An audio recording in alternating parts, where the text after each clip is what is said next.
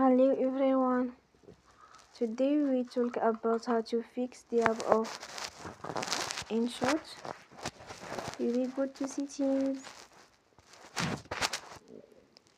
then we click on apps. After that we search the app InShOt and we click. They will on for stop. After that we go to storage,